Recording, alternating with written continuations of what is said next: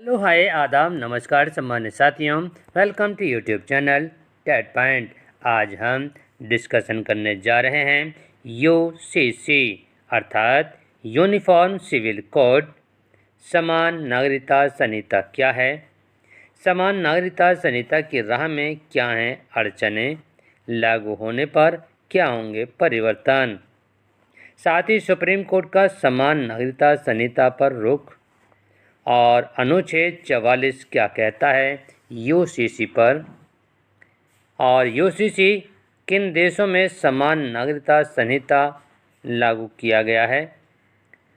UCC के अन्य बिंदुओं पर भी हम चर्चा करेंगे। यदि आपको वीडियो पसंद आए तो लाइक करें, सब्सक्राइब करें, बेल आइकन को प्रेस करें ताकि नोटिफिकेशन आपको सर्वप्रथम प्राप्त हो सके, और शेयर भी करें। शेयर करने से ज्ञान घटता नहीं, ज्ञान बढ़ता है। साथ ही यदि आप हमारे यूट्यूब चैनल के व्हाट्सएप ग्रुप और टेलीग्राम ग्रुप से जुड़ना चाहते हैं तो आप इस वीडियो के डिस्क्रिप्शन बॉक्स में जाकर के लिंक के माध्यम से जुड़ सकते हैं। तो चलते हैं आज की वीडियो के शीर्षक की तरफ।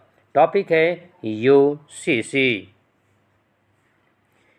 Uniform civil code. यूसीसी का मतलब है भारत में रहने वाले हर नागरिक के लिए एक समान कानून, चाहे वह किसी भी धर्म जाति का क्यों न हो, यानी हर धर्म जाति लिंग के लिए एक जैसा कानून।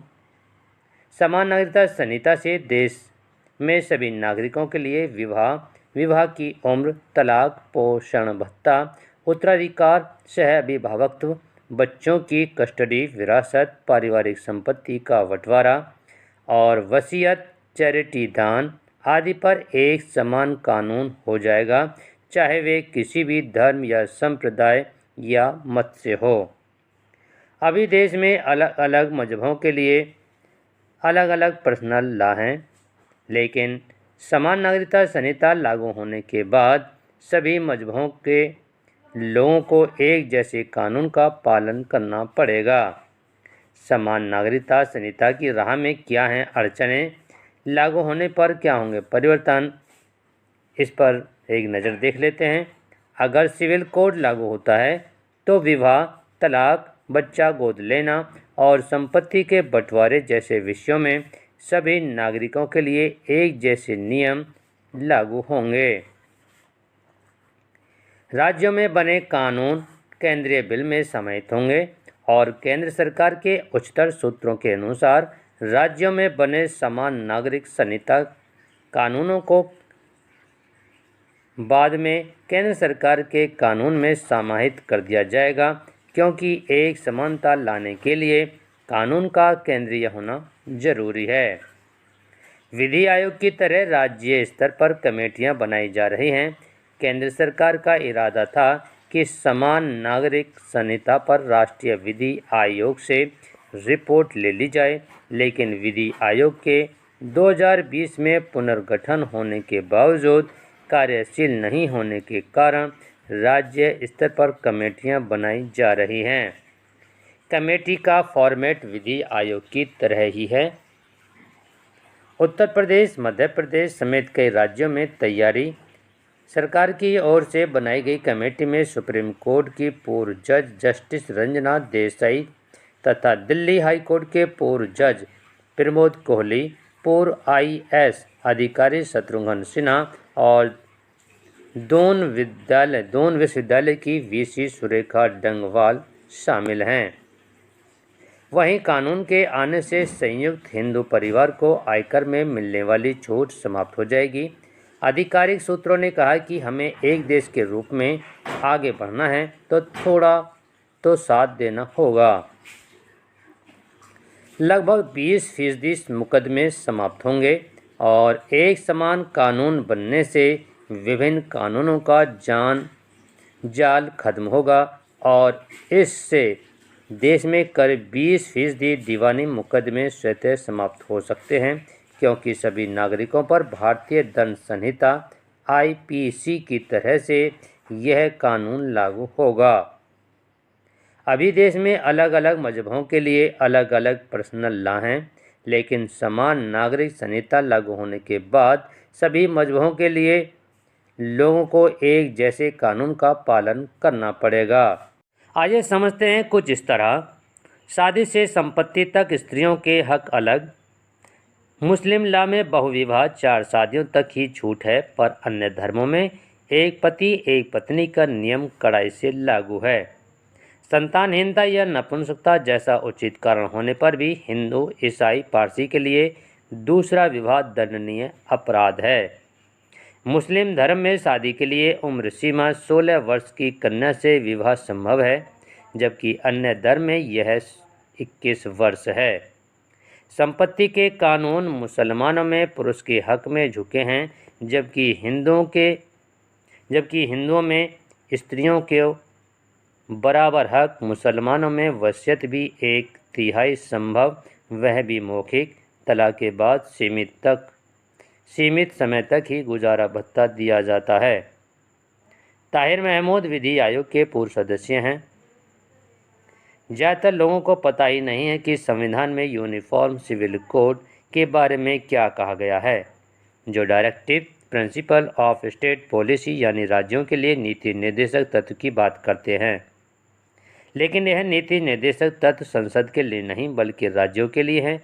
यह कहा गया है कि राज्य इस बात का प्रयास करेंगे कि समान नागरिकता संहिता हो। इसका यह मतलब है कि जिस भी समुदाय के लिए कानून बने उसमें समानता होनी चाहिए, मगर मुस्लिम पर्सनल लॉ 1400 साल पहले बना था। सभी जातियों के लिए फैमिली लॉ लागू हैं। इसके मुताबिक सभी धर्म, जाति, संप्रदाय और वर्ग से जुड़े लोगों के लिए शादी, तलाक, उत्तराधिकार के कानून समान हैं। हालांकि यह भी एक अपवाद है। जहां मुस्लिमों को गोवा में 4 शादी का अधिकार नहीं है, वहीं हिंदुओं को 2 शादी करने की छूट है। हालांकि इसकी कुछ शर्तें भी हैं। सुप्रीम कोर्ट का समान नागरिक संहिता पर क्या रुख रहा है, देख लेते हैं एक नज़र। ट्रिपल तलाक से जुड़े 1985 के चर्चित साहब बानो मामले में सुप्रीम कोर्ट ने कहा था कि अनुच्छेद 44 एक मृत पत्र जैसा हो गया है। साथ ही कोर्ट ने देश में समान नागरिक संहिता लागू करने की ज़रूरत पर जोर दिया था। बहुविवाह से जुड़े सरला बनाम भारत संघ मामले में शीर्ष अदालत ने कहा था कि पंडित जवाहरलाल नेहरू ने 1954 में संसद में समान नागरिक संहिता के बजाय हिंदू कोड बिल पेश किया था। इस दौरान उन्होंने बचाव करते हुए कहा था कि यूसीसी को आगे बढ़ाने की कोशिश करने का यह सही समय नहीं है। संविधान का आर्टिकल 44 क्या कहता है, देख लेते हैं। सरकार देश के सभी नागरिकों के लिए एक समान नागरिक संहिता लागू करने का प्रयास करेगी। ये कहता है संविधान का आर्टिकल 44 और अनुच्छेद 44 में यूनिफॉर्म सिविल कोड को डायरेक्टिव प्रिंसिपल अर्थात नीति निर्देशक तत्व के तौर पर शामिल किया गया। नीति निर्देशक तत्व में आर्थिक, राजनीतिक, कानूनी, सामाजिक जैसे विषय शामिल हैं और 1935 में यूसीसी का मुद्दा उठा था। अंग्रेज़ों के समय पास हुआ मुस्लिम पर्सनल लॉ शरीयत एप्लीकेशन है, जो कि 1937 में पारित हुआ। 23 नवंबर 1948 को संविधान सभा एन में यूसीसी पर बहस शुरू की। तब मुस्लिम सदस्यों ने यूनिफॉर्म सिविल कोड का विरोध किया था।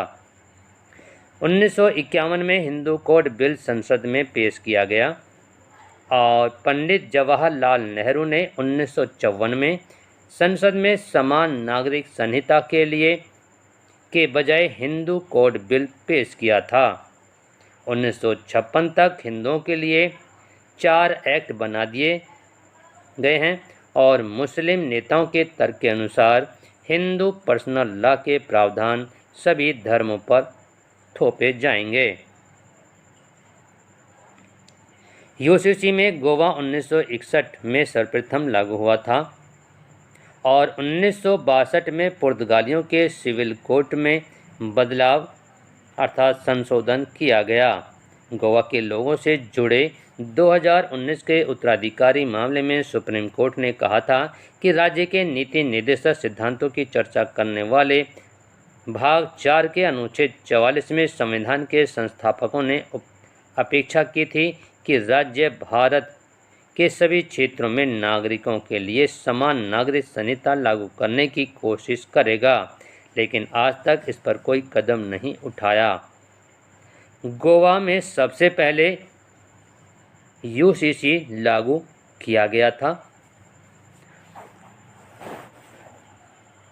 और यूसीसी लागू होने पर होंगे बदलाव। जैसे यूसीसी के लागू होते ही हिंदू, बौद्धों, सिखों और जैनियों समेत मुसलमानों, ईसाइयों और पारसियों को लेकर सभी वर्तमान कानून निरस्त हो जाएंगे।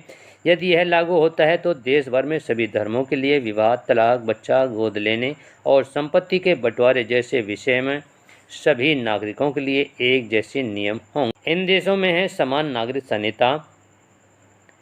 समान नागरिक संहिता का पालन कई देशों में होता है। इनमें पाकिस्तान, बांग्लादेश, मलेशिया, तुर्की, इंडोनेशिया, सूडान, मिस्र, अमेरिका, आयरलैंड आदि शामिल हैं। इन सभी देशों में सभी धर्मों के लिए एक समान कानून है। यदि आपको वीडियो पसंद आ रही हो तो लाइक करें, सब्सक्राइब करें, बेल आइकन को प्रेस करें। थैंक्स।